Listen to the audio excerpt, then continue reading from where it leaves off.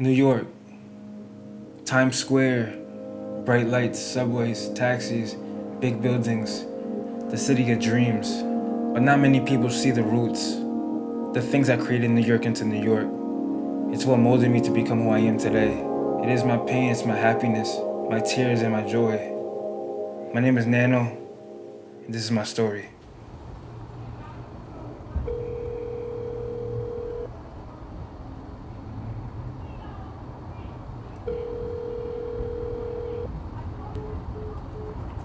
Hey, what's up, Ma? Just wanted to wish you a happy birthday. Just calling for some advice and everything. Been trying to give you a couple calls. You haven't been able to pick up. Just give me a call back whenever you can. I love you. Bye.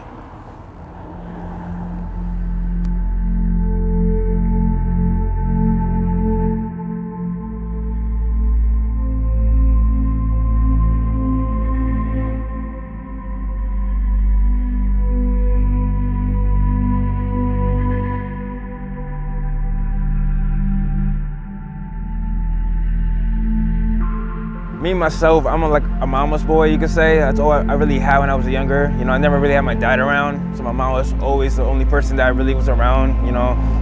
I moved so much that she was the only consistent person that was around. I was born in Harlem. Don't really remember too much about that area. I was like very young. We moved to Portchester, me and my mother, at the age of 2. Of Portchester, we moved to New Rochelle to a couple houses here. Different New Rochelle to Brooklyn, Brooklyn to Queens, Queens to Tampa. Growing up, it wasn't the easiest.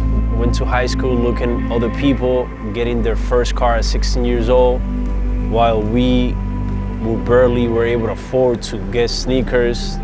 Like, I wasn't really fortunate to have a car like other kids did.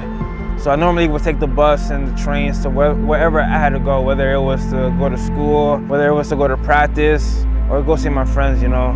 Always having my soccer ball with me at all times, and, you know, dribbling through like the streets of like New York, you know, Times Square, Pier 5. Man, I remember this day like if it was yesterday, when NANO mom, you know, unfortunately was deported, and he was technically on his own. And technically that was the only family NANO had, and that was the only source of income to get food, to get clothes, and that was gone. I just remember, like, little by little, it affected me more and more and more. After my mom was deported, like, my stepfather's mother had to move into the apartment to help pay for the bills and everything, which kicked me out of that room that I had, and I had to like sleep over at friends' houses at times. I used to get locked out of the house. My food each day was a honey bun in Arizona for breakfast, and a McChicken and small fries from like McDonald's, and a courtesy cut, which was free. My stepfather's mother used to cook for the family, but wouldn't cook for me. If I felt like there was a little bit of extra food left over, I used to just grab it just because I was so hungry. Y Brian era despreciado por las personas con las cuales él se estaba quedando.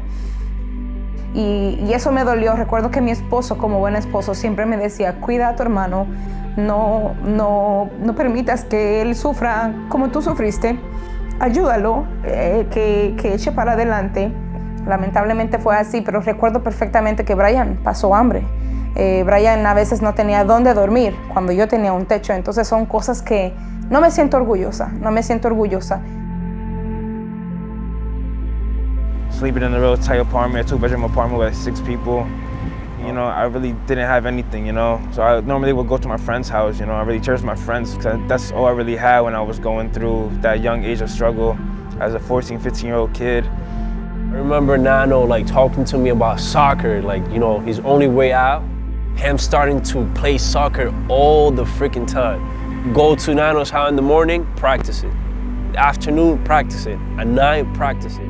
I just remember just trying my best to stay focused and stay positive.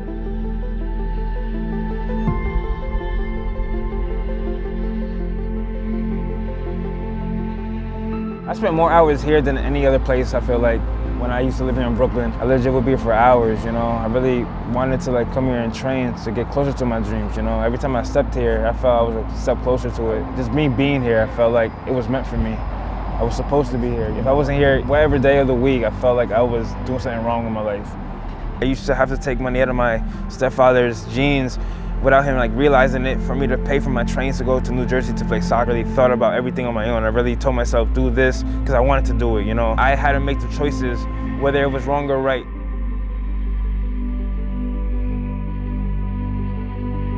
A través de todo lo que pasó, hambre, frío, afecto de mamá, de papá, desprecios, está aquí luchando y una de las cosas que lo ayudó a llegar a donde él está hoy día ha sido el fútbol.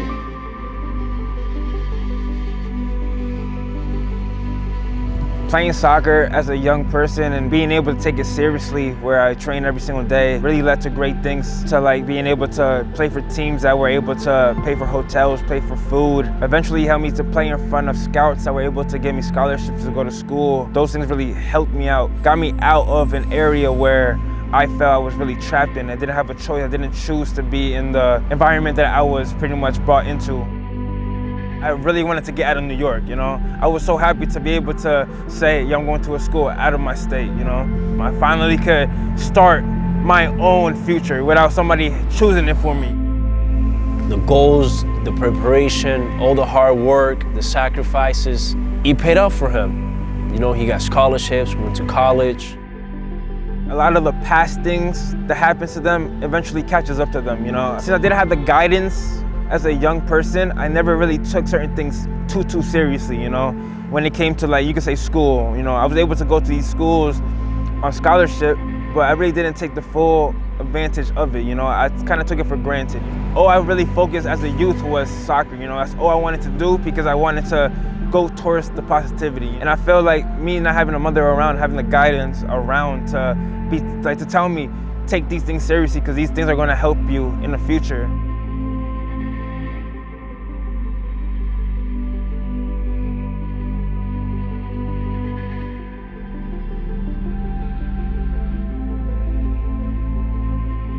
There was a point where like I did hit like a depression in my life that I really wanted to quit everything. I really was kind of lost, really in such a deep pain because I really didn't have anybody to really go to, you know. My friends were all in New York while I was in Tampa, you know. I was in my room going through the pain during that time. I just looked towards music. Like music legit got all that pain out, you know. I was able to speak about it, maybe not to somebody, but to something, you know. And my music is a representation of my environment. It's a representation of who I am and the people around me. My passion towards everything that I've done through love, through my sport, through my struggles, through my family, my friends, you know. I'm always on the constant grind, you know, from the gym to the field to work to the bus, writing lyrics to the studio, always grinding, I'm always trying to do more for myself. Son lágrimas de tristeza y son lágrimas de alegría porque yo sé que todo lo que él ha pasado, la vida, Dios se lo va a recompensar con todo lo que él está pudiendo llegar a hacer en este tiempo. Every time I see my home, it just reminds me the job is not done. There's more work to be done. I need to do better to get out of this situation. I'm like so happy that I've learned so much. I learned from my mistakes and I learned from my struggle. And I learned from the people around me, you know, like I took whatever I could from here, took it to a different place, and now I come back and incorporate it to show everybody else you could do it as well. Go forward and continue on with your talents. Like just take advantage. Don't tell yourself that you can only do one thing. Do everything, you know, like do anything you want, you know, and accomplish it all. With a positive mind, you can accomplish everything all. With great timing comes great things. You just gotta keep fighting, keep working, don't stop.